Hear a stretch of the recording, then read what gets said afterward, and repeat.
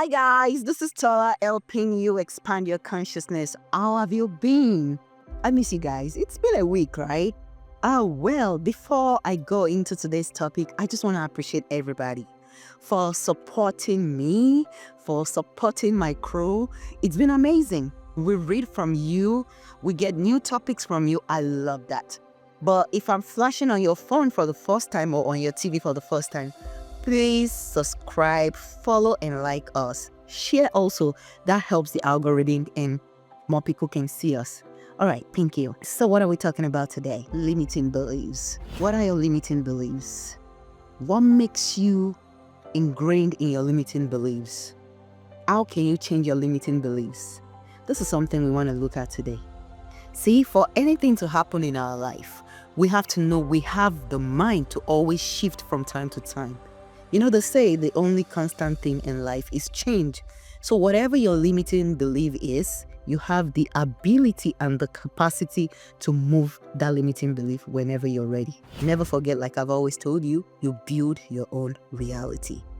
Are you ready? Let's go. To change anything about you, you have to understand all it needs is you reprogramming the way you think. And there are two things that are very responsible for this. We have the conscious mind and the subconscious mind, and you also can call it the unconscious mind. You see, your conscious mind is where we are right now, in the now. You being conscious means you are aware of what is going on in your life right now. Your conscious mind is responsible for your day-to-day life. You're driving to work. You need to do things for your kids. You need to accomplish this at work. Those are your consciousness, okay? So, but unfortunately, this is about 5% of what makes up our mind, which means it's very, very difficult to shift your mindset in this consciousness. And the second thing is your subconscious mind. Here is where you've built habits, you've built so much from the age of 0 to 7 of your life. It is where your emotions reside. It is where your beliefs are ingrained. It is where you build perspective towards things. And this is actually 95% of our mind. You see how big that is? But the thing about our subconscious mind is that it keeps us trapped if we're not careful. And so, as much as possible, we want to move that 95 on a daily basis to that 5%, because that is where your limiting beliefs are. Your limiting beliefs are built from childhood. What has happened to you? What did daddy say? What did mommy say? What did your siblings say? What did your pastors say? What did friends say? All in the past. This is where your limiting beliefs come from. And for you to change that, my friend, you have to be able to say, I want to go into the subconsciousness and bring it to light, into the conscious self. You say in life, there is nothing like I've always been like this. You can be something else whenever you choose to. Stop being a zombie. Stop being that monkey see, monkey do. No. Whatever is going on in your life right now, if you don't like it, you have the ability to change it. And another thing is, I want you to stop blaming other people for whatever is going wrong in your life. That includes the government. Stop blaming the government. It's always going to be you versus you. Until you understand that, you're not going to move forward. It is not your boyfriend or your girlfriend or your husband or your wife. It is you. It is always going to be you versus you. If there's anything you want to change it within you. If you're getting the same answer over and over and over again when you do something, then it's time to change it if you want a different result. You feel me? So, 3 things are always going to help you when it comes to you breaking your limiting belief. 1, you being aware. What is it you want to change about yourself? What is that limiting belief that is keeping you limited right now? You have to be able to trace the pattern of where this is coming from. When did you first feel this? When did somebody say this to you and made you believe this until this point in time? Be aware. I always talk about you being aware because in life, the solution to any problem is for you to be aware of what the problem is. I mean, you can't just say you want to fix anything without being aware. The second thing will be you practicing. So now that you've known what that limiting belief is, what is it that you want to do to make sure that you're changing this belief? What routine? What is the solution you've identified to break this limiting belief? And so you have to practice that. And then the third thing will be repetition. So as you practice this thing, it's not a one-time thing. It's something you have to do over and over and over again. So let me use this example. Let's say you're trying to break limiting belief when it comes to money. I'll show you how I did mine. So I used to believe money just makes you become a bad person. I believe when you have too much money, that's when you die fast. I believe when you have too much money, you become a bad person. I just had so much belief about that. So I always tell God that I want money, but I don't want money that I will not be able to sleep at night. I don't want money that somebody will now come and kill me. Because I believe that when you have too much money, you die fast, because that's when somebody will be after your life or after your business. All of these things that the society has made us believe through what we see on TV, of course, through the stories we've had in the past. And so I realized that in my reality, that was playing so much. I can have money, but it's just enough. So I told myself, what could be the blockage here? Then I traced my patterns. And I realized it is the thing that I've said with my mind and I have processed subconsciously. And it keeps playing in my life. So what did I do? I practiced releasing that blockage, releasing that limiting belief in meditation and prayers. That no, I deserve money. Money flows to me effortlessly. I can have so much money in this world and do so much good for people. Do so much good for myself, and I still won't die early. I will die when God has appointed me to exit this world. Nobody will kill me. I don't have that mark that says I have to be killed because I'm a millionaire, because I'm a billionaire. And the moment I started dropping that belief, things changed. The government, no. My boss, no. Nobody is the reason for why I am the way I am or why I am broke. No. It is my belief, and I decided to let that belief go. So when I released that belief, I started living as if, living in abundance. And I'll tell you a few things you can do to live as if, okay? Another limiting belief I carried for so long was the fact that my mom's husband died at a very young age. And I felt like, oh my God, what is this? So it felt like out of our 4 daughters, I felt like I was the one always putting those thoughts in my mind. So does it mean I'm not going to be married? Does it mean I'm not going to be with a man? Blah, blah, blah. And truly, what started playing in my reality was that, obviously, I'm single, I divorced. Although our husband died, right? But what happened to me is that I divorced. And honestly, when my ex-husband at the time filed the divorce, I was just happy, like, at least you didn't die. Just be going. You didn't die, Abby. But in my spiritual journey, I started realizing that what is the problem? Why am I this way when it comes to relationship? And I realized I've been carrying so much limiting belief when it comes to relationship. And what did I started doing? I started releasing patterns, limiting beliefs, that no, just because my mom's story is like this doesn't mean mine will be like that. I choose another story to become my reality.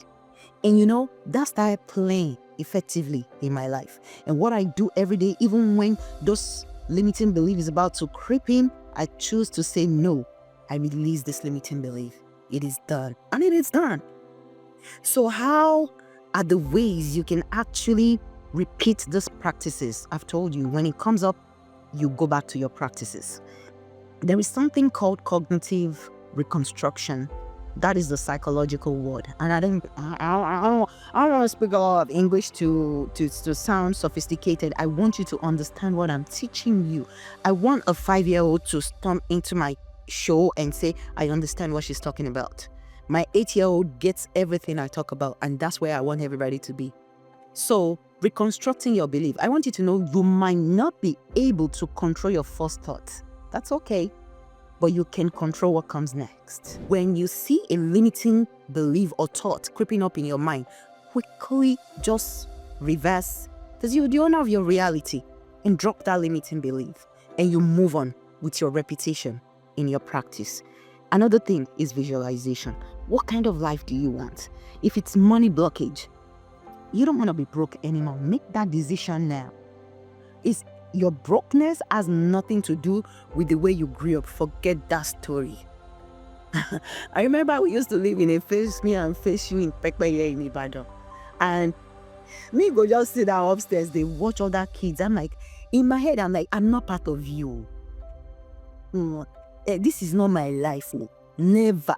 Me, I've not grown up and be living in face me and face you.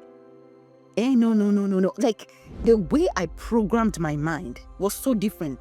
And the thing is, I remember some of those kids that were always just playing and living like nothing mattered, like they weren't aware. I look at the result of my now and their now. It's quite different because what I believed was what happened to me eventually. So take that with a grain of salt if you want to. So visualization. Like I told you, I was visualizing great things. Even though we were living in a face me and face you, even though 7 of 5 kids were sleeping on the mat, I knew this is not going to be the end of me. This is not going to be the way I'll grow up. This is not going to be the way I'm going to raise my children. No. I had a beautiful picture in mind. So what visualization would do for you is just you imagining the kind of life you want. And what you will see is that if you're strong enough in your visualization, make it as real as possible, you will see that that's what happens in your reality.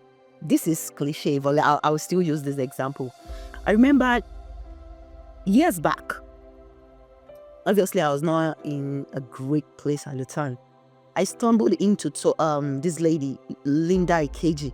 I stumbled into on her page, and there was this bracelet she was wearing, and I was like, wow, apart from the fact that I like Linda Ikeji, I was actually reading something I wrote about her yesterday. Apart from the fact that I like her mindset when it comes to entrepreneurship, I just like her style, right? And I just looked at her hand and I'm like, dang, in future, I want this bracelet.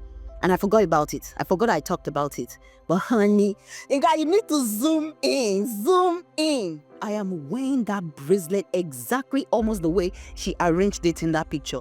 And the funny thing is, I never realized that till years and years later. That shows you that if you set an intention as pure as possible, visualize that life you want, before you know it, you are living that life. Even to the point of the house I'm living right now, I had the color in mind. Make it as real as possible, and then you start to live as if. Let me give you another example. I remember when life was so bad. I told my friend, I said, you know what? I want to be practicing the way I will be when there's money. So therefore, if I don't have money, I'll go on low cut, or if I have money, I'll wear a nice wig, because I want my wig and my bag and my car to match. I want it to make sense. It has to make sense. You can't come out of a Benz and then your wig is thirsty. There's something is not aligning, bro. Like, well, how do you have money to buy a Benz and then your wig is thirsty? Things have to match. It has to align. Make it believable, Biko. So I started practicing the way I want my hair to look. Like, just posh. It doesn't have to be expensive. It just has to be neat, right? And then when I start, you better do the mark, honey. No, do the mark.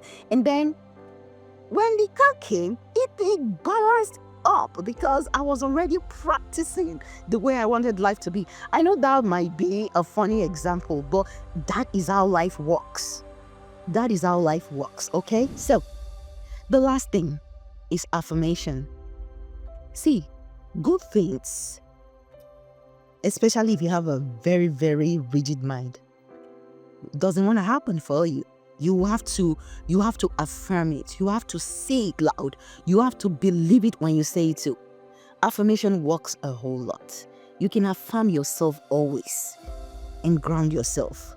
You can say to yourself what you want in your future, what you want to experience in your now. I will marry right. I will marry the love of my life. I will raise happy kids. I will raise healthy kids. I will be a speaker for nations. I will be a person that transforms people's life. I will be a good example to look upon. I am beautiful. I am wonderfully made. You say all these beautiful things to yourself, and truly it will happen. I will be a millionaire. I will be a billionaire. I am attracting the greatest and most handsome person into my life. I am attracting my destiny helpers into my life. And the thing is, it will happen for you. You don't even have to know. Up to the point of where I am today, I did not know how I'm going to get to where I am sitting on this chair today. This room used to be a room full of pots, gari, fufu, and all of these things that I use for my cooking business was what was in this room. But look at where we are today. This is the power of visualization. It happens. Affirm yourself. Say great things to yourself. Don't say, I am fit, I am stuck. Unstuck yourself, baby girl. Don't say your own is finished. How is it finished? It has just started. Whatever you're going through is telling you, baby girl, boo, it's time to move on. There's a breakthrough around the corner. That's what people don't understand. When you feel like, oh my God, life is so difficult. No, it's not difficult. You're about to experience a breakthrough. Lean into it and grow through it, and you become a better person. Limiting belief is what you can break free from anytime you choose to. Make a choice today. If you're watching me right now, you're attracted to my energy. There is no reason for you to live in stress. There is no reason for you to look like what you are going through, honey, because you don't know what I'm going through. But one thing is, your vibration matters all the time. Whatever you want to experience when you are happy is what you still have to practice when you are in the low. When you are in the valley, be happy, dance, be full with joy. Talk to people that elevate your soul. People that you know will crush you, will make you feel bad about yourself. Ignore them, block them if you have to. There is nothing bad in that, I tell you. For me, I do, and I will not stop. As long as you don't make me feel good about myself, or you kind of make me triggered, you're gone. Bye. Your limiting belief is your limiting belief. It is not the reality of who you are or who you should be. So you can always break free from it. There is nothing like it is too late. There is nothing like this is how it happens in my father's family or in my mother's family. Say it is not your own portion. And that will be. So before we round up today, I would like to do a short meditation with you. I want us to close our eyes and set an intention that whatever our limiting belief is today, we are letting go of it. I surround us with a bubble of light where no evil can come in. I invite our guardian angels to help us drop these limiting beliefs, because really it's an illusion.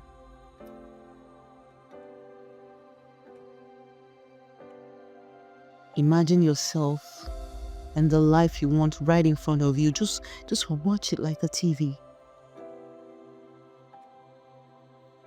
You want to marry? Call him in. Call her in. You want a sacred relationship? Call it in. You want more money? Ask God for ideas. You want to meet great people, your destiny helper? Tell him. And it's all yours. It is done. It is done. Amen. Again, this is Tola, helping you expand your consciousness. See you next week. I love you.